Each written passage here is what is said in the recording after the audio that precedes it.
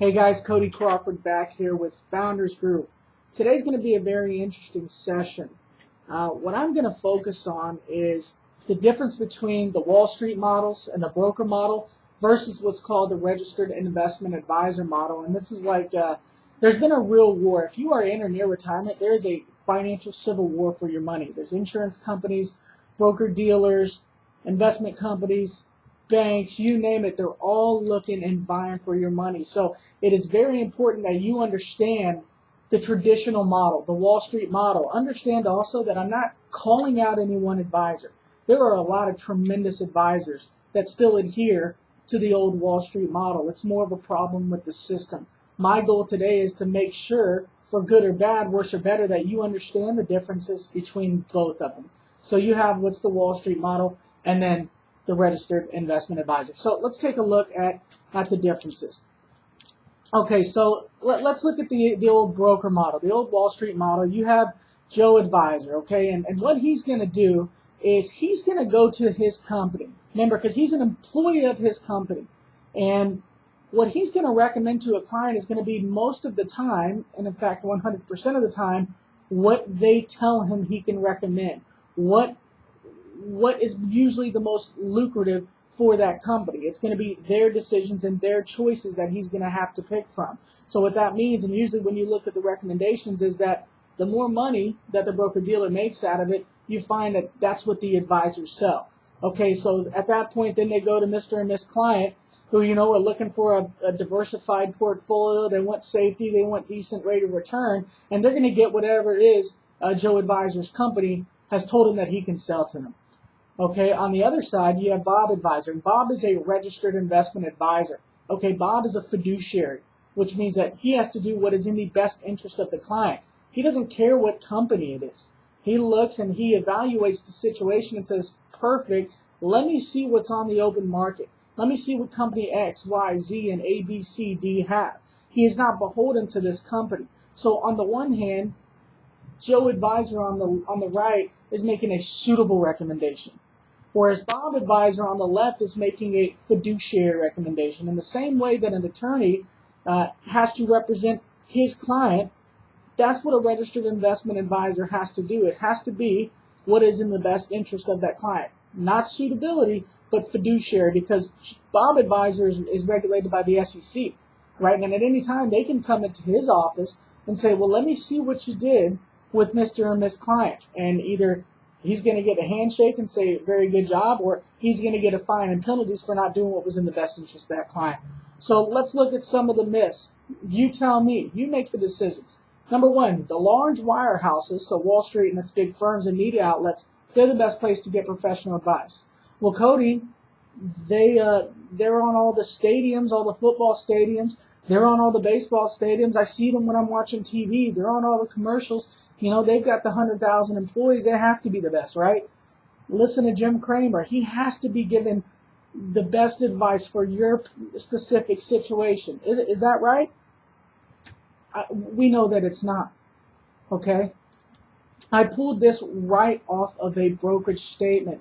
You know those things that you get when you invest that you read over line by line, paragraph by paragraph, word by word? No, you don't. You don't do that. Right? So here's what it says. Out of a brokerage statement, your account is a brokerage account and not an advisory account. Our interests may not always be the same as yours. Please ask us questions to make sure you understand your rights and our obligations, including the extent of our obligations to disclose conflicts of interest and act in your best interest. Please ask us. It's not, hey, we're going to let you know that we're not acting in your best interest. You know, we are paid by both you and sometimes by the people who compensate us, and it's important because right now, for the last year or two, there's a new law that has been pending to come out, and it's by the Department of Labor, and it's called a fiduciary rule, which is about to take the entire philosophy of the broker model and making them be more like a registered investment advisor. Now, unfortunately, the government's in charge of it, and although they're acting out of a good heart, I think, well, maybe not, I don't know, but although they have the right intention, it's really just going to hurt the little guy. Not for today, but just so you guys know. So this is a TD Ameritrade survey at 2009. that asked, in general, do wirehouse brokers act in the best interest of their clients based on objective fiduciary criteria? And you'll see that 77% said no. The most interesting thing about this is that all those 77% of the people said no, 90% of those same ones that said they don't believe that they get the right advice are still with the Wall Street firms, right? And so you tell me what's wrong there. Let's look at another myth. Just have a diversified mix of stocks, bonds, and mutual funds, and you'll be okay. It's likely that if you have an advisor right now, if you watch any of the financial media, CNBC or Yahoo Finance, what they're going to tell you is that if you just diversify all the asset classes, then you're going to be okay. Meaning, when one asset class is up, another one might be down, or when some assets are down, you have diversification, so some other ones will be up. It's like pistons in a car. All right, but let's look at that. So 2006 and 2007, this is like the periodic table of investments, right? You'll see real estate, international stocks, small cap value, large cap, convertible. These are all the asset classes. Now, there's 158 asset classes. These are just the ones that you probably are aware of. And you'll see that in 2006 and 2007, that adage, it actually had some credibility.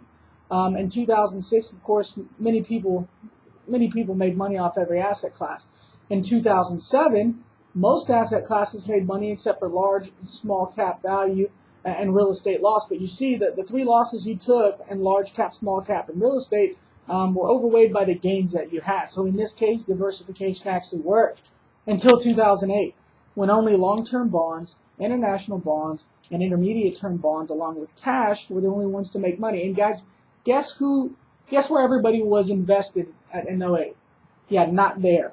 Okay, so we always ask, is it wise to continue to follow a theory that failed its biggest test ever? This was the stress test.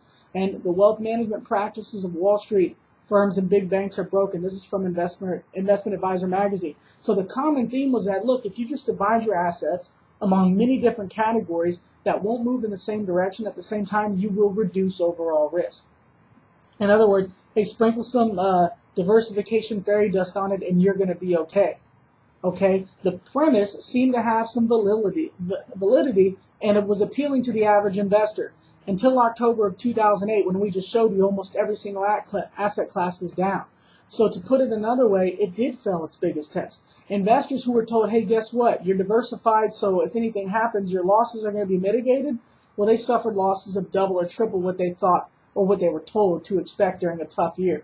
So let's look at what went wrong. You guys can read this faster than I can speak it, but if you go to that last paragraph, none of them is a substitute for the most important characteristic that an investor, and especially one nearing or in retirement, should be looking for from the fixed income portion of their portfolios, which is safety of principal. Let's look at the other myth. Again, you're going to tell me, do you think it's true or not? Buy and hold is an effective conservative strategy. Here's a Google question. I'm going to make you do it because you got to do some work here. After 100 years, how many of the original Dow Jones Industrial stocks are still in it? And it's funny because when you see that answer, you'll see a household name. But if you look 100 years ago, you'll also see that company like U.S. Steel was in the S&P 5 or the Dow Jones Industrial Average. They're now a small cap. You'll look at horse and buggy companies that were in the Dow Jones, and then a little company called Ford overtook them. So when you think about the buy and hold methodology, which of these companies are going to be there in 10 or 15 years?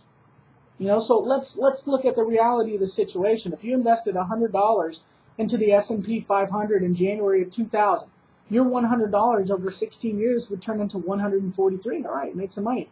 Except for that's 2.7% a year for the last 16 years, and that's a pretty wild ride. All right. In fact, if you take out a couple of those years, it's even worse than 2.7%. So did buy and hold work there? We don't think so. For us, it's buy and hold. Let's look at the next myth. Just buy a no-load index fund. So it used to be, right, and things have changed. Things have changed with investing. It used to be you'd have to call up your stockbroker, right, and say, hey, Bob, I want to buy Apple. All right, and Apple's $400 a share. You say, okay, I got $1,000. Great. You get 2 shares and a remainder. Now, just like this cowboy's whipping up a bunch of stocks, you can go, for instance, buy an S&P 500 index fund. Take that same $1,000, and instead of only getting 2 shares, well, you've distributed that $1,000 between many different stocks in the S&P 500. It's been a very efficient and a very cost-effective way to invest. And in fact, this is like what Vanguard or Schwab will really promote. They'll say, hey, you know what? And I hear it all the time.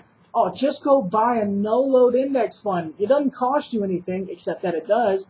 And it gives you exposure to all the stocks. This is the best way that you can invest. All right?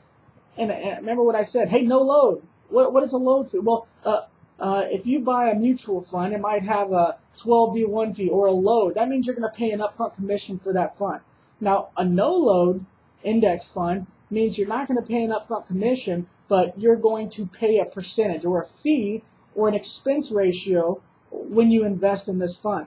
By the way, it's illegal for a registered investment advisor to take a commission for selling an investment. Okay? We have to charge a fee. But, guys, every investment that you get costs money. You know, I've heard someone say, well, you know what, I've got a Vanguard index fund, they don't charge anything. Well, does Vanguard have employees?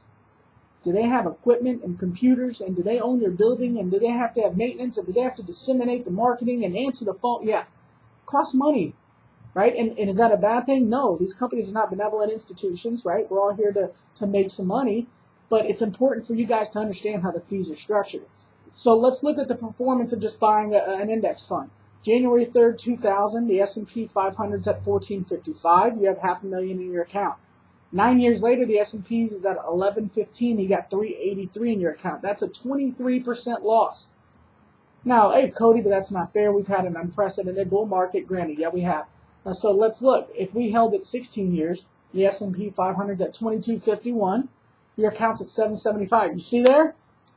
That's a 55% gain. Okay, well, let's look at over the long haul.